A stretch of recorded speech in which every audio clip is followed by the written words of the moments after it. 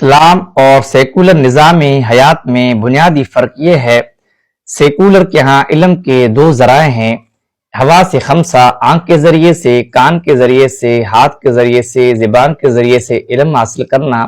اور دوسرا ہے عقل کہ عقل کے ذریعے سے علم حاصل کرنا۔ ان کے ہاں تیسرا ذریعہ علم کوئی نہیں ہے۔ اور اسلام یہ کہتا ہے کہ حواس خمسہ عقل کے بعد تیسرا جو ذریعہ علم ہے وہ وہی ہے، کتاب اللہ ہے، سنت رسول ہے۔ اللہ نے اس تیسرے ذریعہ علم کے لیے نبی پاک کو بھیجا اور وحی نازل کی، انا انزلنا الیک الکتاب بالحق، اے پیغمبر ہم نے آپ کے اوپر ایک کتاب نازل کی جو برحق ہے، سچی ہے، لتحکم بین الناس، تاکہ اس کتاب کے ذریعے سے آپ لوگوں کے درمیان فیصلہ کریں، عدل انصاف کریں۔ سیکولر لا دینی جمہوریت کا بنیادی نظریہ یہ ہے کہ زندگی کے جو اجتماعی مسائل ہیں، سیاست ہے، معیشت ہے، یہ مذہب سے الگ ہوں اور ہر شخص اپنے تجربہ مشاہدات کی بنیاد پر کام کرے، مذہب کا ان کے اوپر کوئی تسلط نہ ہو اور مذہب ان کے نظریے میں کوئی چیز نہیں ہے، بلکہ جس کا دل چاہے اپنی مرضی سے اپنی خوشی کی خاطر اس کو اپنا لے۔ پھر جب مغربیت نے اسلامی ملکوں پر اپنا تسلط جمایا تو سب سے پہلے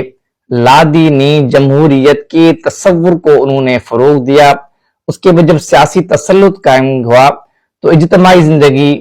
معیشت ہو گئی، تجارت، سیاست، ان کو دین سے انہوں نے توڑ دیا۔ اس توڑنے کے لیے انہوں نے ایسا نظام تعلیم لایا جو ہندوستان میں لارڈ میکال نے متعارف کرایا اور کھلم کھلا یہ اعلان کیا کہ ہم ایسا نظام تعلیم لانا چاہتے ہیں جس سے ایسی نسل پیدا ہو جو رنگ اور زبان کے اعتبار سے تو ہندوستانی ہو، لیکن سوچ، فکر اور نظریے کے اعتبار سے بالکل وہ خالص انگریز ہو۔ اور پھر وہ اپنے نظام تعلیم لانے میں کامیاب ہو گئے، جس سے یہ ہو گیا کہ انہوں نے اجتماعی زندگی میں تمام مسائل سے دین کو علیحدہ کر دیا اور مذہب محدود ہو گیا، جس کی وجہ سے آج یہی ہے کہ جو لوگ بھی ان کی نظام تعلیم سے فیض یافتہ ہوتے ہیں